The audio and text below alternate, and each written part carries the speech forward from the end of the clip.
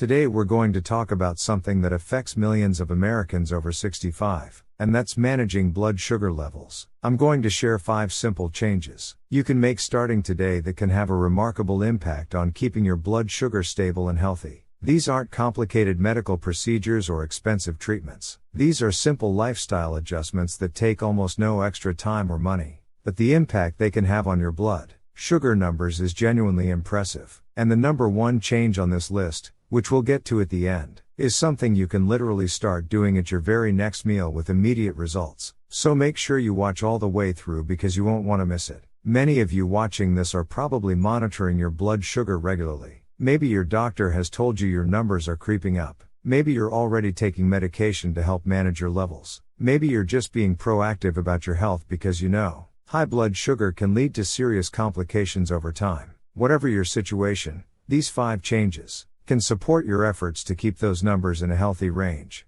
Before we dive in, let me be very clear. This information is not medical advice, and these changes are not substitutes for proper medical care or prescribed medications. If you're currently taking medication for blood sugar management, please continue taking it exactly as prescribed. These lifestyle changes work alongside medical treatment, not instead of it. Always consult your healthcare provider before making significant changes to your health routine, and discuss any improvements in your numbers with your doctor, as medication adjustments may be needed. Now, let's count down from number 5 to number 1, saving the most powerful change for last. Number 5 is something so simple. You might be tempted to dismiss it, but don't. It's drinking 1 full glass of water, about 15 to 20 minutes before each meal. That's it, just water, plain and simple, before you eat. Here's why this works. When you drink water before eating, it does several beneficial things for blood sugar management. First, it creates a sense of fullness in your stomach. You're not as hungry, so you're less likely to overeat or eat too quickly. When you eat smaller portions and eat more slowly, your blood sugar rises more gradually instead of spiking sharply. Second,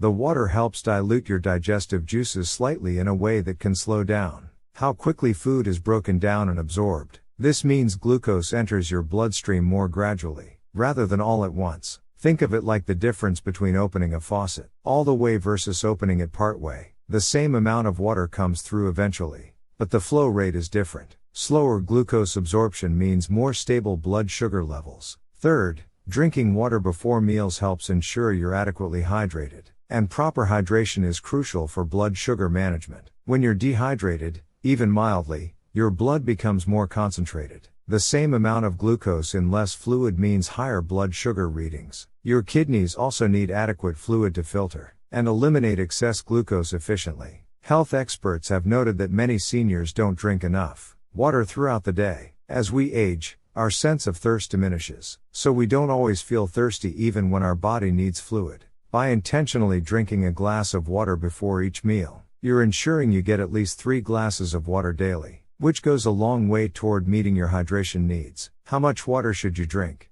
A full 8-ounce glass is ideal. Room temperature or slightly cool water is fine. Very cold water isn't necessary and might actually be less comfortable, especially for those with sensitive teeth or digestion. Just plain water works best. Avoid sweetened beverages, even artificially sweetened ones, as these can interfere with your body's blood sugar regulation. The timing matters. Don't drink the water right as you sit down to eat. Have it about 15 to 20 minutes before your meal. This gives your stomach time to register the fullness signal, which helps reduce how much you eat. It also allows the water to begin moving through your digestive system. Number 4 is taking a 10 to 15 minute walk after eating. This is one of the most powerful things you can do for blood sugar management, and it's something almost everyone can do regardless of fitness level. Here's what happens when you eat. Your digestive system breaks down food into glucose, which enters your bloodstream. Your pancreas releases insulin to help move that glucose out of your blood and into your cells, where it can be used for energy. When you're sitting still after a meal, your muscles aren't using much energy, so they don't need to absorb much glucose. This means more glucose stays in your bloodstream,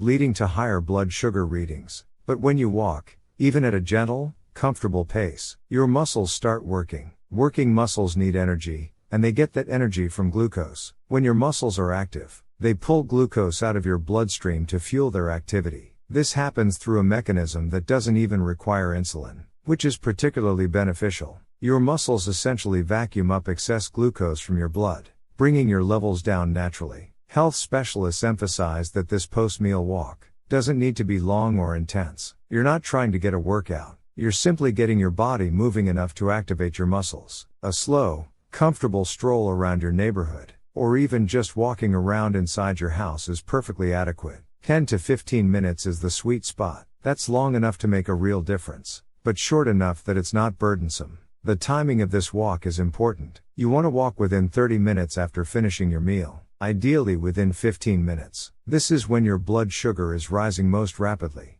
By walking during this window, you're catching the glucose spike at its peak and bringing it down more quickly. I know someone in their late 60s who was really struggling with blood sugar numbers that would shoot up after meals, especially after dinner. The evening readings were consistently concerning, often hitting 180 or higher. The doctor was considering adding another medication. This person decided to try the post-meal walk strategy first, just to see if it would help. Every evening after dinner, instead of sitting down in front of the television, this person would put on comfortable shoes and walk around the neighborhood for about 12 minutes. Just a leisurely stroll, nothing strenuous. Within about 3 weeks, the post-dinner blood sugar readings started improving noticeably. Instead of 180, the numbers were coming in around 135 to 145. After 2 months of consistency, the readings had stabilized even more. The doctor was pleased and decided to hold off on the additional medication. Was it only the walking?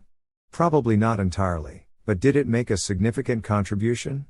Based on this person's experience, and what we know about muscle glucose uptake, absolutely it did. If weather or mobility issues make outdoor walking difficult, you can walk indoors, walk around your house, walk in place while watching television, use a treadmill, if you have one, or even do gentle marching movements while holding onto a counter for balance. The key is getting your body moving, not where you do it. Number 3 might surprise you, because it's not directly about food or exercise. It's about sleep. Specifically, getting at least 7 hours of quality sleep each night. The relationship between sleep and blood sugar management is profound and often overlooked. When you don't get enough sleep, several things happen in your body that directly impact blood sugar levels. First, sleep deprivation increases levels of stress hormones, particularly cortisol. Elevated cortisol signals your liver to release stored glucose into your bloodstream, raising your blood sugar even when you haven't eaten anything.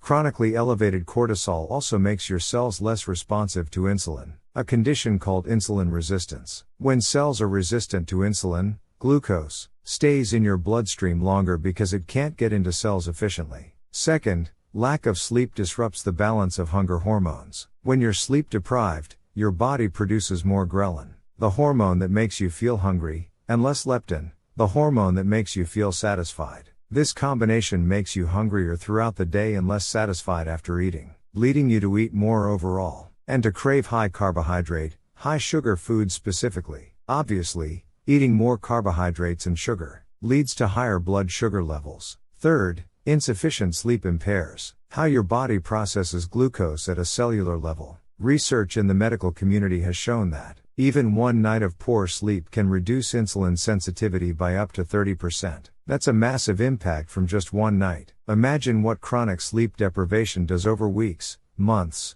or years. For seniors specifically, sleep often becomes more challenging with age. You might have trouble falling asleep, wake up frequently during the night, or wake up very early, and can't get back to sleep. Sleep disorders like sleep apnea become more common and can severely disrupt sleep quality. All of these issues can be contributing to blood sugar management problems. So what can you do to improve your sleep?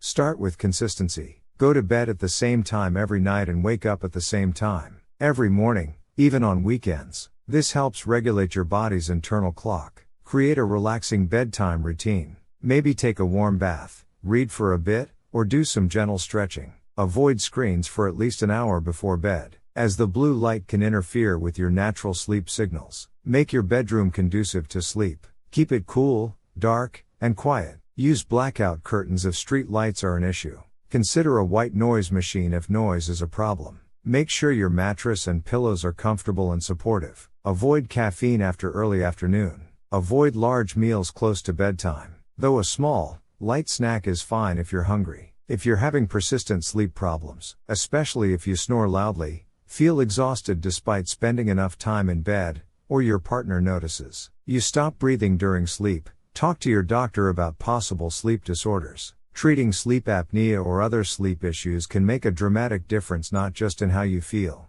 but in your blood sugar numbers. Number 2 is managing stress. This is another factor that might not seem directly related to blood sugar, but the connection is powerful and immediate. When you experience stress, whether it's emotional stress from worry and anxiety, or physical stress from illness or pain, your body goes into what's often called fight or flight mode. This is an ancient survival mechanism. Your body releases stress hormones, primarily cortisol and adrenaline. These hormones trigger your liver to release stored glucose into your bloodstream to provide quick energy for dealing with a perceived threat. This made sense thousands of years ago, when stress usually meant physical danger that required running away or fighting. You needed that extra glucose for energy. But today, most of our stress comes from sources that don't require physical action. Worrying about finances, feeling frustrated in traffic, being anxious about health issues, feeling lonely or isolated, these types of stress still trigger the same hormonal response, flooding your bloodstream with glucose that you don't actually need for physical activity. The result is elevated blood sugar levels that have nothing to do with what you've eaten.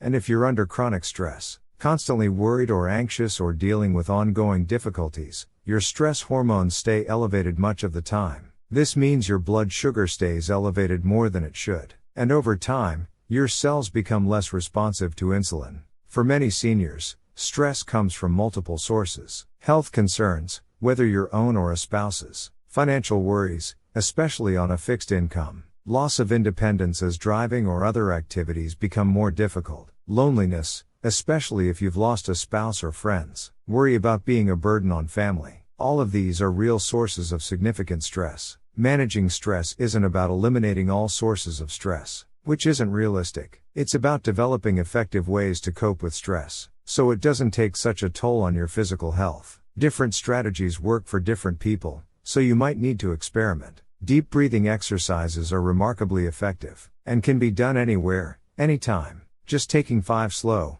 deep breaths, breathing in through your nose for a count of 4, holding for a count of 4, and breathing out through your mouth for a count of 6, can noticeably reduce stress hormone levels. You can do this multiple times throughout the day. Spending time in nature, even just sitting in your backyard or a local park for 15 minutes, has been shown to reduce stress levels. The combination of fresh air, natural light, and being away from indoor environments has a calming effect. Maintaining social connections is crucial. Regular contact with friends or family, whether in person, by phone, or even through video calls, helps buffer against stress. Joining clubs, groups, or volunteer organizations provides both social connection and a sense of purpose, both of which reduce stress. Engaging in activities you genuinely enjoy, whether that's gardening, reading, puzzles, crafts, music, or anything else that absorbs your attention in a positive way, gives your mind a break from worry and helps lower stress hormones. Gentle movement like Tai Chi, yoga, or simple stretching not only provides physical benefits but also has a meditative quality that reduces stress. Many communities offer classes specifically designed for seniors. If stress and anxiety are overwhelming, if you're feeling depressed or hopeless, please talk to your doctor or a mental health professional. These feelings are not just part of aging, and they can be addressed with proper support. Now we come to number 1, the most powerful change you can make for blood sugar stability. And it's something you can implement at your very next meal. It's changing the order in which you eat the foods on your plate. Here's what I mean. Let's say you sit down to a typical dinner. You have some vegetables, maybe a salad or steamed broccoli. You have a protein, perhaps chicken or fish. And you have a starch, maybe rice or potato or bread. Most people eat these foods in a mixed order, taking bites of everything throughout the meal. Or they might eat the starch first because it's the most appealing. But research has shown that the order in which you eat these foods has a dramatic impact on how high your blood sugar rises after the meal. Here's the order you want to follow: vegetables first, protein second, starches and carbohydrates last. Why does this work so powerfully? When you eat vegetables first, you're putting fiber into your stomach before anything else. This fiber forms a sort of mesh in your digestive system. Think of it like a net or filter. When the carbohydrates arrive later, they have to pass through this fiber. mesh to be digested and absorbed. This slows down how quickly they're broken down into glucose, and how quickly that glucose enters your bloodstream. The vegetables also trigger the release of a hormone called GLP-1, which signals your pancreas to prepare for glucose by ramping up insulin production. So by the time the carbohydrates arrive and get converted to glucose, your body is already prepared to handle it efficiently. When you eat protein second, after vegetables, you're adding another layer of blood sugar control. Protein takes longer to digest than carbohydrates, which further slows down the overall digestion process. Protein also helps you feel fuller, so you're likely to eat less of the starchy carbohydrates when you finally get to them. By the time you eat your starches and carbohydrates, you've created a situation where they're digested much more slowly. The glucose enters your bloodstream gradually, rather than all at once, and your body is prepared to handle the glucose efficiently. The result is a much smaller blood sugar spike, compared to eating the same exact foods in a different order or all mixed together. How big is the difference?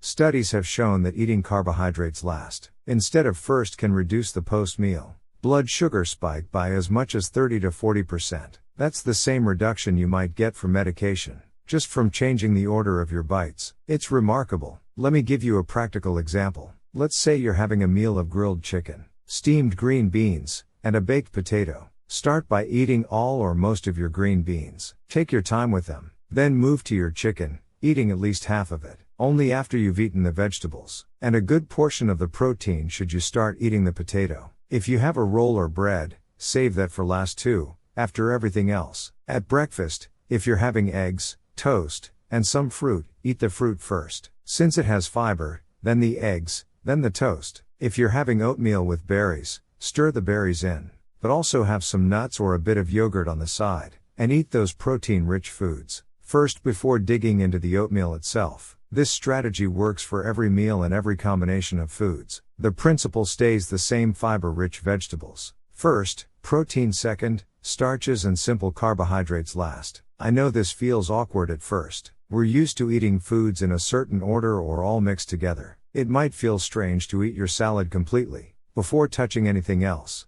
but I encourage you to try it consistently for just 2 weeks. Track your blood sugar numbers before and after meals during those 2 weeks. See the difference for yourself. Many people are shocked at how much of an impact this simple change makes. Someone I know, a man in his mid-70s, was really struggling with post-meal blood sugar spikes. His fasting morning numbers were decent, usually around 100 to 110. But after meals, especially lunch and dinner, his numbers would shoot up to 200 or higher. He was already on medication and watching what he ate, but the spikes persisted. His doctor suggested trying this food order strategy. The man was skeptical. It seemed too simple to make a real difference, but he committed to trying it for a month. He started eating his vegetables completely first at every meal, then his protein, then his starches last. Within 1 week, he noticed his post-meal numbers weren't climbing as high. Instead of 200, they were staying closer to 160 to 170. If you have questions about implementing these strategies, or if you'd like to share your own experience with managing blood sugar levels naturally, please leave a comment below. I read every comment carefully, and I do my best to respond with thoughtful, detailed answers. Your experiences and questions help other viewers too, so don't hesitate to share.